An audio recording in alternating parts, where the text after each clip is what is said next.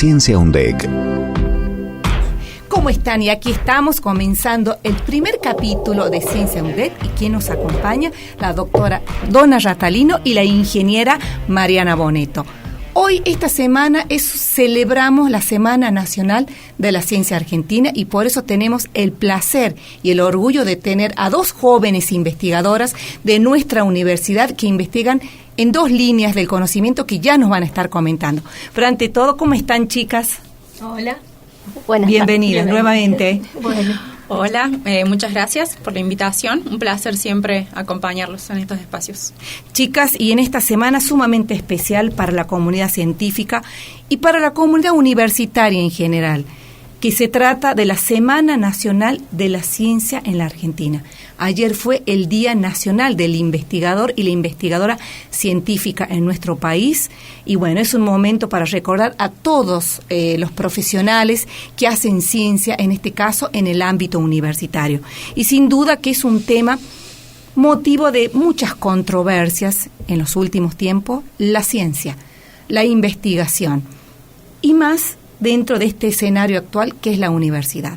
Sin duda de que ustedes lo hablan, lo charlan, es un tema objeto de debate en diferentes cursos, charlas, congresos. Y bueno, es interesante la mirada de ustedes como investigadora, teniendo en cuenta que tienen una importante trayectoria en la investigación, no solo en nuestra universidad, sino también porque integran equipos de investigación en otras instituciones. Sí, me parece sumamente importante que exista esta semana como calendario en el país, porque es la manera de hacerlo conocer a todo el mundo, a todo el público, no que quede solamente en nuestro grupo o en nuestro sesgo de gente. Siempre, por lo general, en esta semana se basa en llevar lo que uno sabe o la ciencia a otros lugares, a museos, a distintas escuelas, a lugares también como geriátricos y demás, donde lo que se hace es darles a conocer un poco de lo que uno hace dentro del laboratorio o dentro de la investigación, sea el área que sea. Sin duda, Donna, y ustedes durante todo el año realizan diferentes actividades para acercar esa ciencia a la comunidad. Han ido por escuelas, sí, por diferentes espacios a contar qué hace el investigador, a mostrar sobre qué investiga en el escenario donde se desenvuelve. Claro, sí, y es muy importante tener estos días de celebración porque son momentos en los que sentimos que podemos mostrarle a toda la comunidad que esta actividad tiene un gran valor, tanto para el desarrollo regional como el desarrollo del país. Y en línea con lo que decía Mariana, es muy importante que toda la comunidad sepa, tanto en lo local como a nivel país, ¿sí? Cuáles son las actividades que se hacen, por qué se hacen y hasta dónde se llega con eso, ¿sí? Porque tenemos ciencia básica, tenemos ciencia aplicada y abarcamos muchísimas áreas, disciplinas y siempre buscamos responder o resolver problemas que tiene la sociedad en distintos niveles. Entonces, es una oportunidad para que se ponga en valor la actividad científica, que como decía, tan vapuleada está últimamente, pero la verdad que requiere mucho esfuerzo y mucho sacrificio de todos los que hacemos ciencia, que lo hacemos con mucho amor, con mucha vocación, muchísima dedicación, y sí, a veces nos duelen estas situaciones, estos momentos, pero bueno, siempre poniéndole toda la garra, toda la energía y no claudicando, porque sin duda. Donna, Mariana, esta semana apunta a visibilizar lo que hacen las universidades en materia de investigación, pero también un llamado de atención, porque está sufriendo desfinanciamiento a la ciencia, motivo por el cual hay muchos proyectos de investigación que no avanzan porque sin duda que necesitan financiamiento para comprar reactivos, para determinadas acciones que implica el avance de la investigación. Sí, la verdad que, bueno, estamos en un momento crítico en el cual muchas de nuestras actividades se ven frenadas, desaceleradas, todo requiere un esfuerzo doble o triple, y más que nada son las demoras, ¿no es cierto?, que no nos dejan avanzar en los tiempos. Pero bueno, siempre poniendo el pecho y buscándole la vuelta para llegar al desarrollo que buscamos, ¿sí? Siempre, bueno, es un momento en el cual tratamos de unirnos aún más, buscar otras alternativas, ampliar los grupos y entre todos ir llenando estos huecos, estos baches, para seguir avanzando y bueno, tratar de fortalecernos entre nosotros por lo menos. Mariana, que sin duda cuando se presenta la investigación, se aprueba un presupuesto, tarda un tiempo en recibir ese monto, ¿no?, destinado a comprar determinados materiales que implican la investigación. Pero llegado el momento, cuando eso se acredita, ya el precio del reactivo no es el mismo y ustedes tienen que avanzar con esa investigación que muchas veces del bolsillo de ustedes sale porque no puede esperar un estudio, ¿no es así? Sí, es verdad. Muchas veces tenemos este desbalance, digamos, de lo que ingresa con lo que necesitamos gastar y una de las formas es como dice Donna, unirse y trabajar en grupos, digamos. Bueno, yo tengo esto, a mí me hace falta esto, traemos esto de allá, el grupo de Córdoba tiene esto y así podemos avanzar y finalizar porque es verdad, hay por lo general todas las cosas que se comienzan no pueden esperar, hay un tiempo determinado y debe finalizar con los requerimientos, entonces bueno, ir solucionando, pero muchos también hay que ir postergando porque bueno, sí es verdad, el precio ya es distinto a lo que recibimos. Y más teniendo en cuenta los reactivos que son importados y todo dolarizado y sabemos cómo es el precio del dólar, ustedes presupuestaron un determinado monto, cuando se acredite es otro el monto y siempre hay ese desfasaje financiero que bueno, es propio de la situación. Y no hay que perder de vista también, Cari, que no es solamente pedir financiamiento para tal proyecto y a uno se le da. Todo se concursa, todo se presenta y tiene sus estadios de evaluaciones según los antecedentes de quien dirige, de todo el grupo en sí, de la calidad del proyecto. Son un montón de cosas que se evalúan. Entonces, no todo la cantidad, digamos, de proyectos, de propuestas que se presentan, se aprueban y finalmente se financian. Y además de lo que mencionas vos, del proceso que lleva también toda esa evaluación, toda esa espera. Entonces, la verdad que es algo bastante inestable, pero bueno. Sí, vale la pena. Siguiendo la línea de lo que vos mencionas, Donna, cuando se abren las convocatorias a nivel nacional, es para todo el país, para todas las universidades, y cada universidad presenta sus proyectos de investigación de acuerdo a las líneas que trabaja la convocatoria.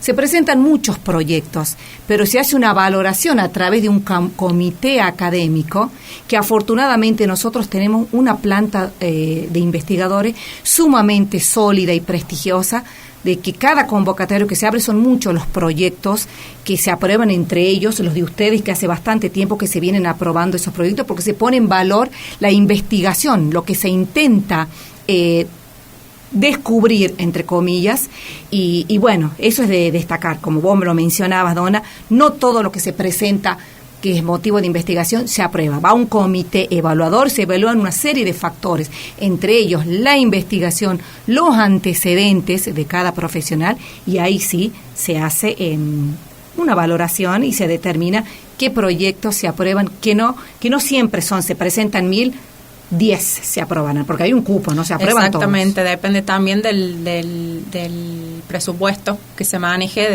del área que financia. Y sin duda, pero ustedes el año pasado, en los últimos años, digamos, pero el año pasado puntualmente salieron mucho a la calle a contar la ciencia que ustedes hacen y cómo lo vivieron eso de ser no solo investigador, sino también divulgador. ¿Les gustó ese rol? Sí, fantástico. Inclusive en los más pequeños es la mayor devolución. Súper entusiasmados. Es muy gratificante, sí. Te escuchan, les interesa, es muy sumamente atractivo el observar el microscopio, el ver qué le estás mostrando. Así que son muy curiosos, los más chiquitos son los más curiosos.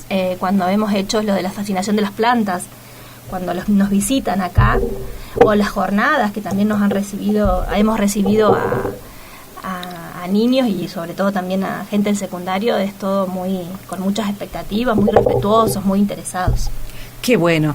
Chicas, mientras disfrutan su café, porque esto es un café científico, en el próximo bloque me cuentan a la audiencia qué línea de investigaciones ustedes están trabajando. ¿Les parece?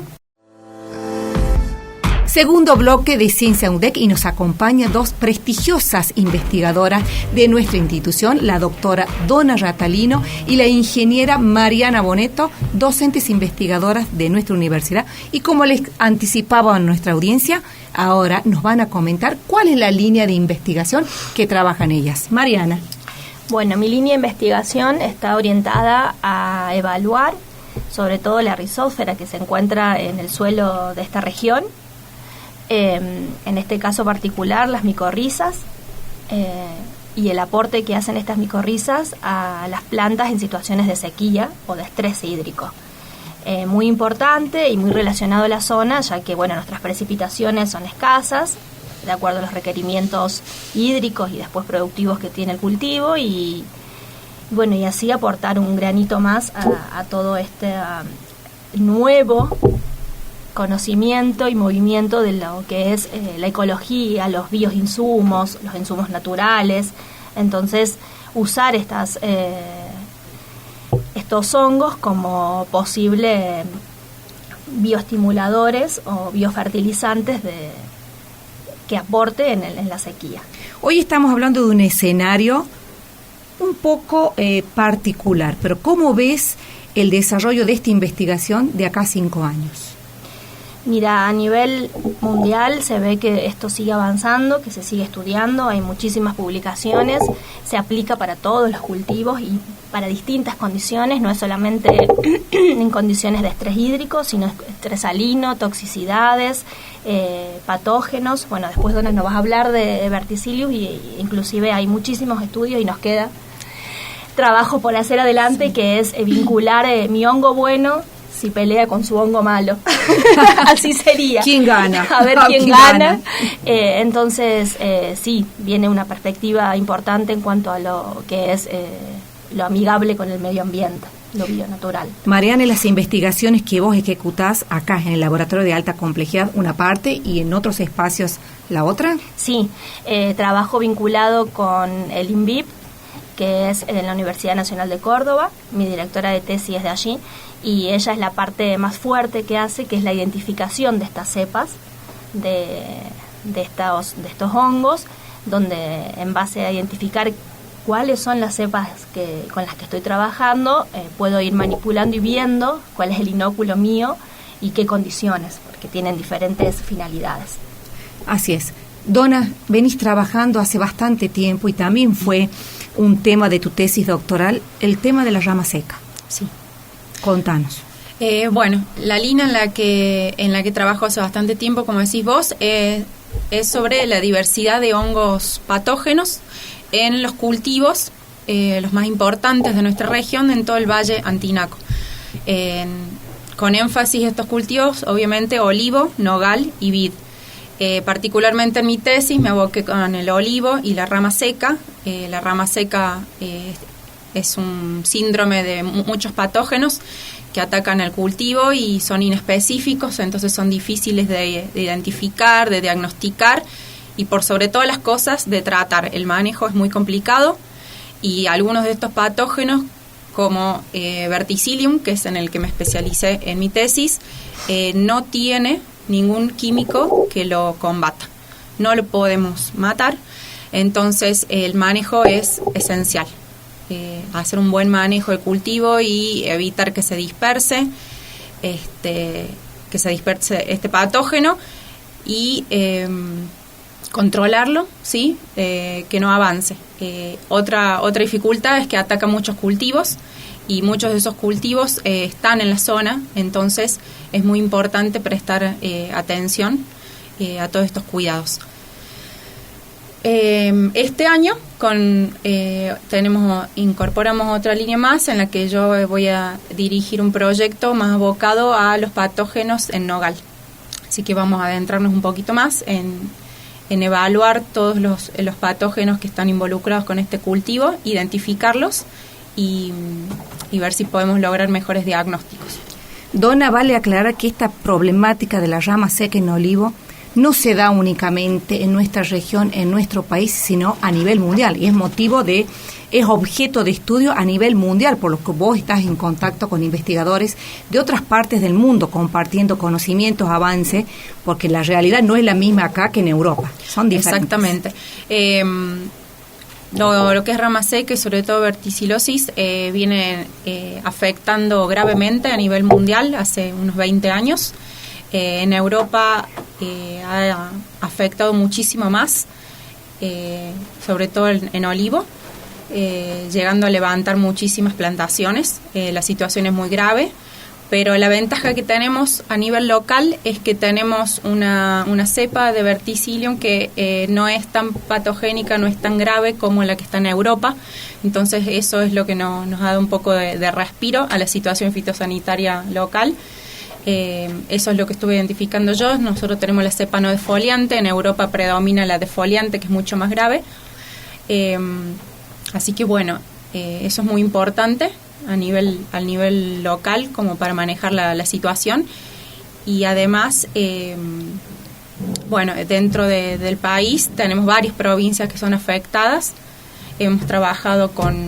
Hemos identificado esta enfermedad en Buenos Aires, además de La Rioja, en Catamarca, también en San Juan y en Córdoba, en el área de Cruz del Eje. Y trabajamos con instituciones de todos esos lugares, tanto de INTA como universidades. Donna, si bien sigue siendo objeto de investigación determinar las causas, cómo abordarlo este tema, ¿cómo se está manejando hoy por hoy? ¿Cómo está manejando esta problemática el productor, el pequeño productor, que es el más, dentro de todo, el más afectado porque no tienen los fondos para encarar la situación? Exactamente.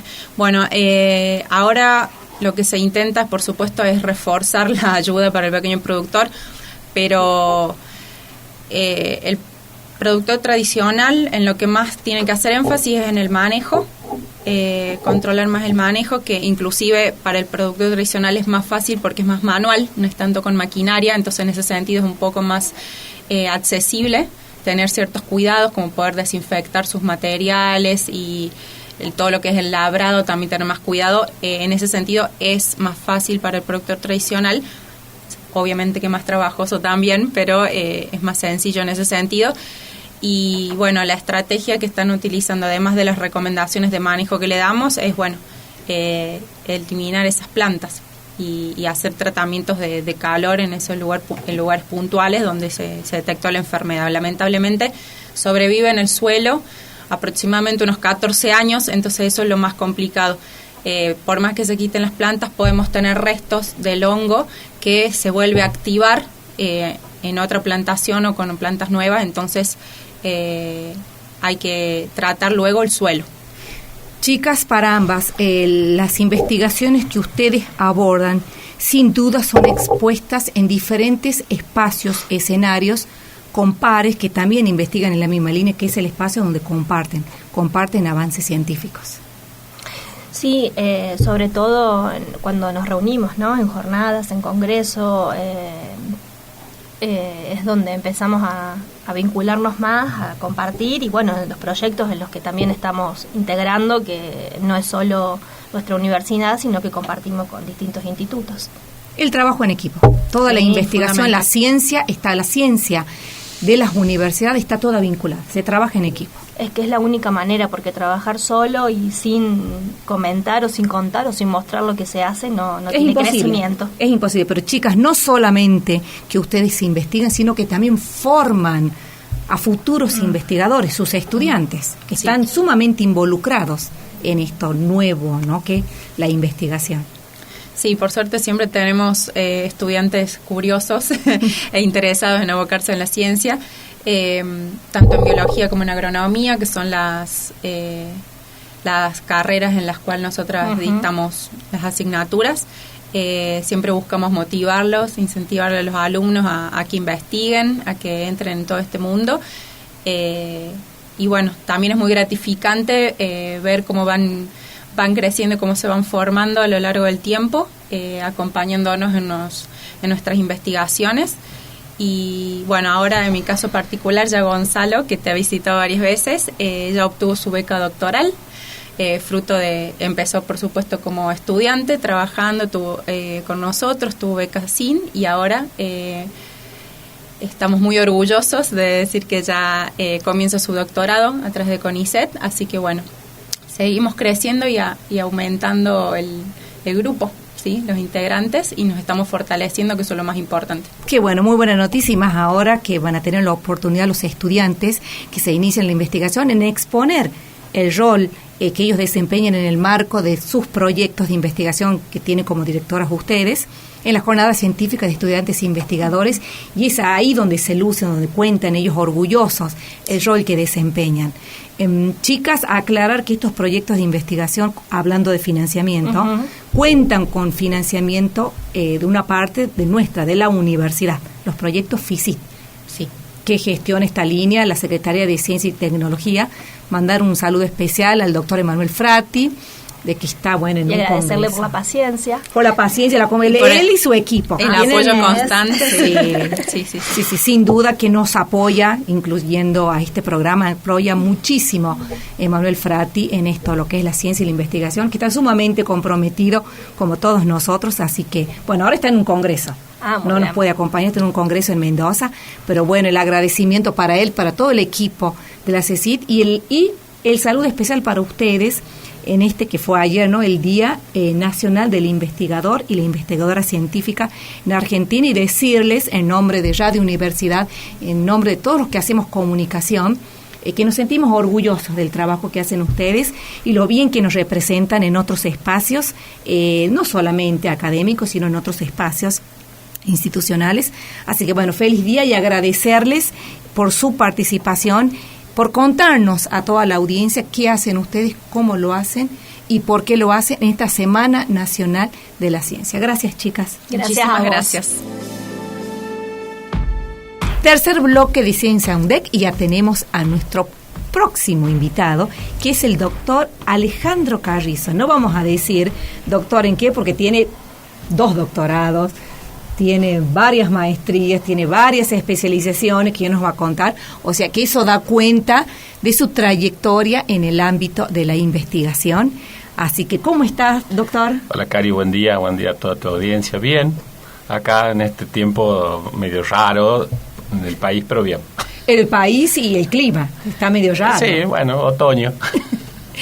Alejandro, siempre es un placer tenerte acá en el estudio de Ciencia UNDEC.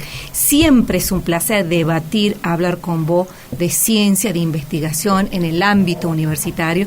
Y en este caso, por el momento que está atravesando la ciencia actual, la ciencia universitaria, en diferentes focos, ¿no? Entre eso, el desfinanciamiento, la falta de visibilización, teniendo en cuenta que estamos transitando hasta el 17 de abril la Semana Nacional de la Ciencia, y es un momento apropiado para debatir, para hablar, para visibilizar el escenario actual de la ciencia, y de quién mejor si no es de la mano de un investigador. Sí, es un tiempo difícil. Me parece que la gente común, podríamos decir, la gente de todos los días, quienes no forman parte de los sistemas de ciencia y tecnología, hay un desconocimiento del impacto de las políticas que el gobierno actual tiene sobre la ciencia argentina. También en general hay un desconocimiento del valor que tiene que un país tenga un sistema de ciencia y tecnología. En América Latina, los países que tienen o que tuvieron planes serios de ciencia y tecnología son muy pocos, capaz son menos de 5. Es decir, yo me animo a decirte, Brasil, México y Argentina son los 3 países que históricamente han tenido un desarrollo con un apoyo del gobierno, tanto federal y en algunos casos algunas provincias, que han podido definir líneas de acción. Y Argentina, durante mucho tiempo, sobre todo en la primera parte del siglo XXI, una política muy seria en eso, es decir, en la ciencia y la tecnología en general, y en particular en cuestiones de energía nuclear, energía atómica, el desarrollo de satélites, el mismo desarrollo informático no ha sido a las tontas y locas, sino que ha sido un desarrollo planeado. La cantidad presupuestaria que se había otorgado tanto a las universidades cuanto a los institutos de investigación han dado frutos concretos. Es decir, Argentina puso 3 satélites en el espacio, empezó a desarrollar reactores nucleares con fines de médicos, y además la cantidad de producciones científicas que los universitarios, los investigadores universitarios han generado en el último año, en los últimos 20 años. Alejandro, por eso que en la Argentina esta semana se celebra la Semana Nacional de la Ciencia, para desmitificar todo esto que vos estás mencionando. Se investiga, en las universidades investigamos y se investiga mucho. Que no estemos comunicando acorde a cómo va el ritmo de la investigación es otra cosa. Pero se investiga mucho, y de eso se trata, esta semana de visibilizar el trabajo del investigador, contarle, salir a la calle, contarle a la sociedad lo que hacen ustedes, lo que hacemos todos y nosotros como comunicadores, para contar lo que se hace en materia de ciencia en el ámbito universitario.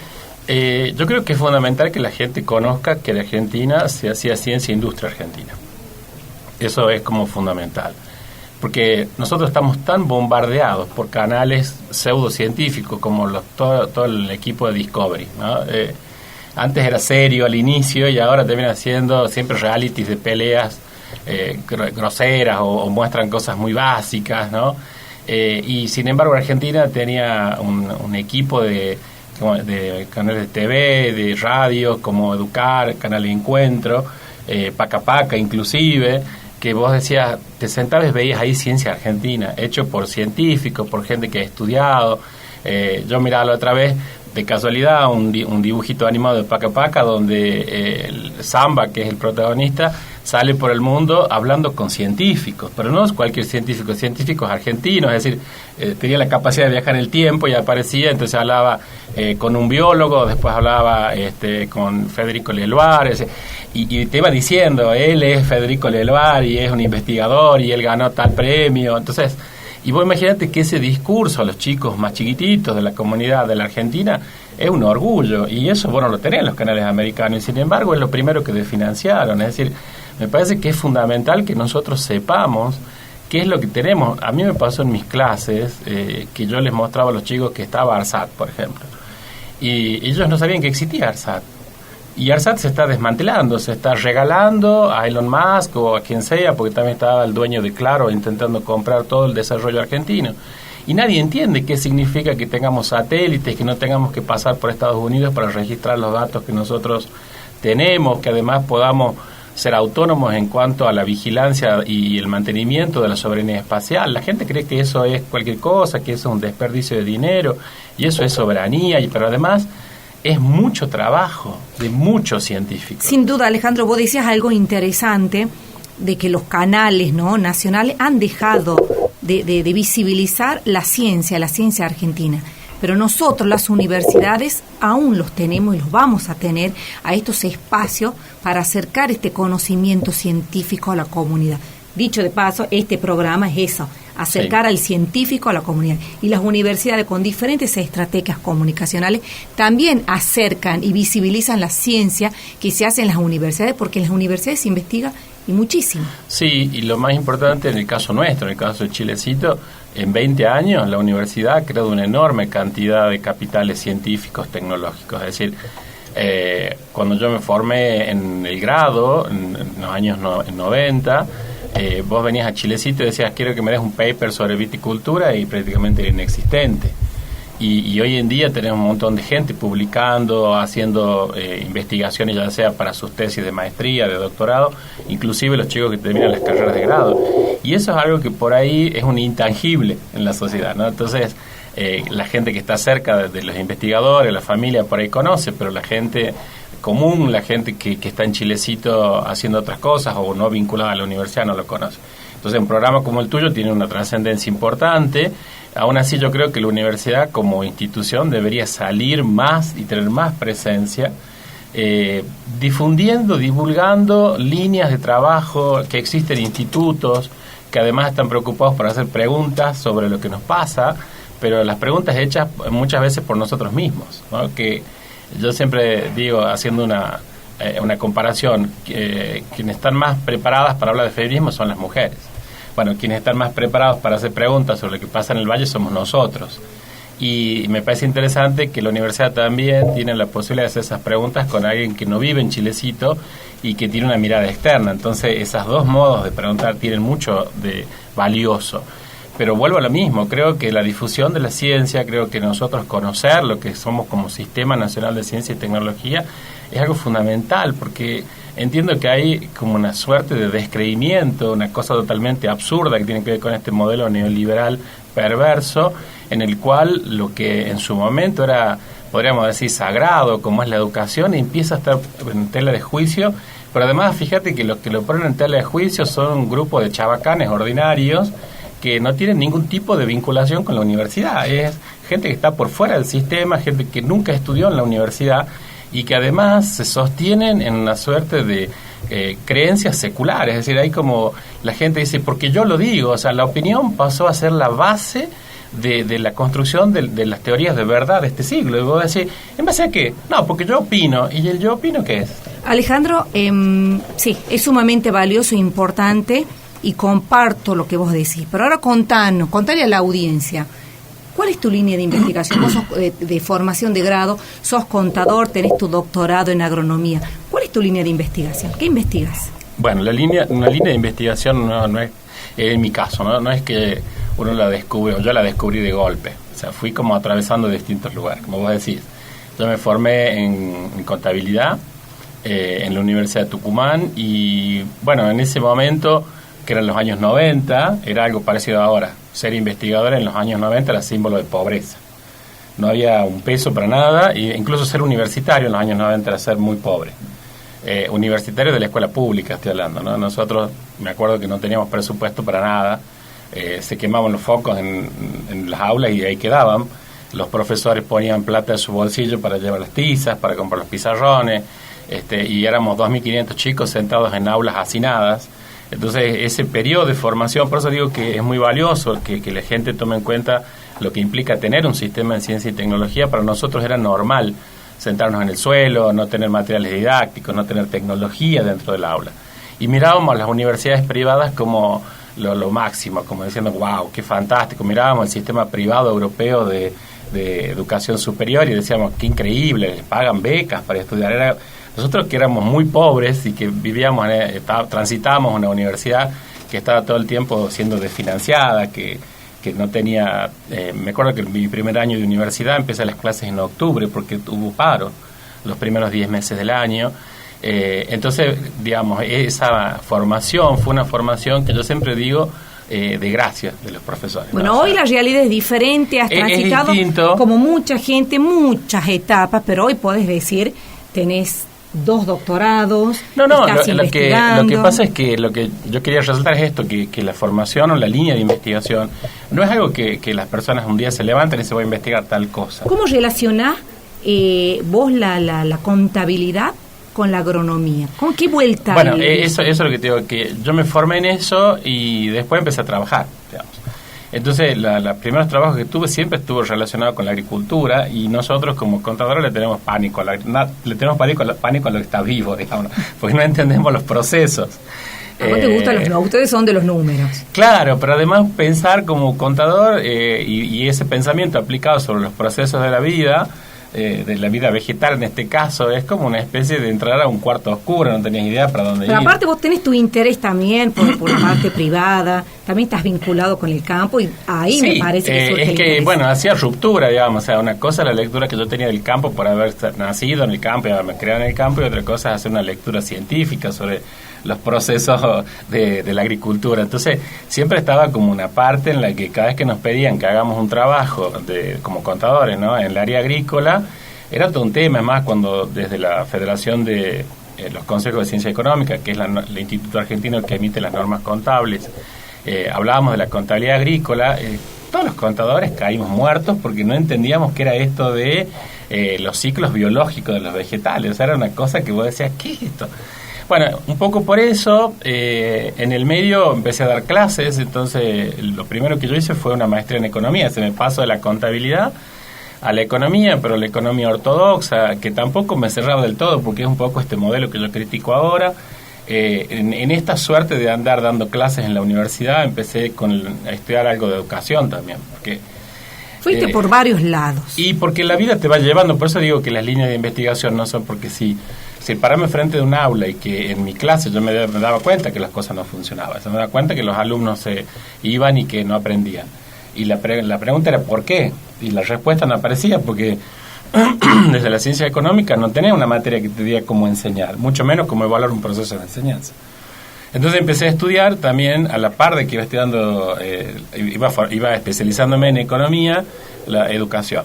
Y en educación, bueno, se te abre un panorama enorme, es decir, quienes son expertos en educación saben que vos podés ir por distintas líneas. Y yo empecé a ir por la línea más del currículum y de la enseñanza, porque me parecía que era lo más útil que yo podía utilizar en mi aula. Y entonces un día, en una suerte de un congreso que fui a dar unas charlas sobre, yo empecé a mezclar la economía con la docencia y a hablar un poco de modelos de enseñanza o de, si vos querés, de pedagogía de la economía. Me encontré con una profesora que me dice, bueno, lo que pasa es que, no me olvido más de esto, por una profesora de la Universidad Nacional de General Sarmiento, y dice, lo que pasa es que hay otra economía dando vueltas que vos no la viste. Y ahí, gran signo de pregunta, claro, ¿qué pasó? Bueno, y ahí me fui a estudiar esto de la otra economía, que es la economía social y solidaria, y empezás como a armar el rompecabezas, ¿no? Empezás como a tener una idea un poco más completa de lo que estás haciendo. Alejandro, ¿hace cuántos años que investigas en diferentes áreas? Y yo tengo 25 años de dar clases y debe ser 20 años, porque yo uno también va profundizando los niveles de investigación. Entonces, ahora yo te puedo decir que yo armé una especie de triángulo entre la economía, la educación y la agronomía, y en ese medio empiezo como a poder moverme, es decir, esta trayectoria formativa y profesional mía me deja moverme entre tres espacios. A mí me da, no sé, a veces me pone incómodo y a veces me da gracia, porque mis colegas dicen, no entendemos qué haces, porque hay un artículo tuyo publicado sobre agronomía, pero hay otro después publicado sobre educación y hay uno sobre economía. Hago las tres cosas y eso me da mucha libertad, porque además en el medio, en esto que vos preguntabas de las líneas de investigación, uno puede tener una línea muy específica de investigación. Puede ser un contador especialista en normas internacionales de contabilidad y dentro de eso, no sé, en contabilidad de empresas, de grupo, o puede ser ir por el camino que tomé yo, ¿no? Donde yo sí entiendo de contabilidad y sí sé de contabilidad y también puedo tener algún abordaje en agronomía, por ejemplo, o en economía. Entonces yo fui como encontrando unas líneas que cruzan todo. Por ejemplo, hoy en día estoy trabajando mucho en costos. Y costos aplicado al sector agrícola requiere de las dos formaciones, ¿sí? O de las tres si vos querés, ¿no? Y en la parte de educación también estoy trabajando con costos, pero con costos educativos. Entonces, y ahí también me volví a correr, porque hay mucha gente que arma costos educativos de las universidades o del sistema universitario, y yo estoy trabajando con los costos de las familias, es decir, cuánto le cuesta a una familia que sus hijos estudien en la universidad. Y entonces dediqué casi los últimos 10 años a trabajar con eso. Y hoy está en un escenario más complicado, pero bueno, tenés que todo el tiempo actualizar esa información, no sé si erra, pero continúa. Y hay preguntas nuevas, es decir, lo que nos está pasando hoy es que las tecnologías empezaron a alterar toda una serie de escenarios, ¿no? Entonces, la pregunta sobre los procesos productivos, cuando hablo de costo, cambiaron, porque la tecnología empieza a poner el foco en otra cosa, es decir, antes estaba en sí mismo en las materias primas, estaba en la mano de obra, y hoy en día la tecnología empieza a reemplazar fuertemente la mano de obra, y las materias primas dejan de ser el factor de costo más importante, porque es la tecnología lo más caro. Sin duda. Alejandro, que tu trayectoria avala todo el reconocimiento que te mereces en el Día del Investigador y la Investigadora Científico en Argentina. Tenés muchísimos investigaciones a cargo, hay una en la cual compartimos, que bueno, después comentamos cómo avanza esa investigación, pero ya le está cerrando, es sumamente valioso. Y la verdad agradecerte, Alejandro, te quedó algo en el tintero, tenemos para hablar un montón, pero sí, me parece que necesitamos más tiempo, unos cuantos programas, Y sabes cómo son los tiempos en radio, que son limitados, así que la verdad que es para hablar con vos muchísimo, que estás convocado obviamente para venir, para volver a este espacio, porque aprendemos muchísimo de la mano tuya en materia de investigación, en todas las áreas que vos mencionaste, y a la audiencia le gusta mucho aprender de la mano tuya. Así que, Alejandro, felicitarte por el Día del Investigador, agradecerte por este espacio, por tu palabra, por tus consejos, por tus recomendaciones, por formar investigadores, y bueno, agradecerte por siempre estar a disposición y venir acá a Radio Universidad y contar sobre ciencia, sobre investigación. El que agradece soy yo, y lo único que me queda en el tintero es que me parece es como un llamamiento a la gente que tiene hijos, maridos, hermanos en la universidad. O sea, me parece que lo más importante es que las familias de quienes estamos formando parte de la universidad, que vamos peleando este camino de la ciencia y la tecnología, compartan. A veces uno nos pasa al interior de nuestras familias, que somos los primeros que fuimos a la universidad, pareciera que no hay puntos de encuentro, ¿no?, entre un discurso tecnológico, científico, con lo que habitualmente se habla en una casa.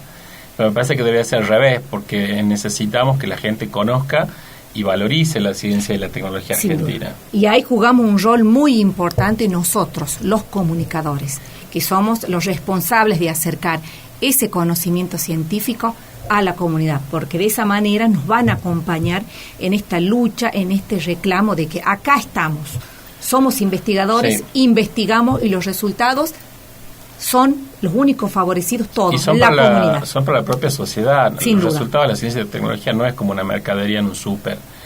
Son más a largo plazo, pero tienen que ver con independencia, tienen que ver con soberanía, tienen que ver con la capacidad de nosotros como argentinos hacer nuestras propias preguntas y tener un sistema tecnológico que conteste esas preguntas. Alejandro, muchas gracias, y siempre es un placer tenerte en Ciencia. Gracias por la invitación. Llegamos al final de Ciencia UNDEC.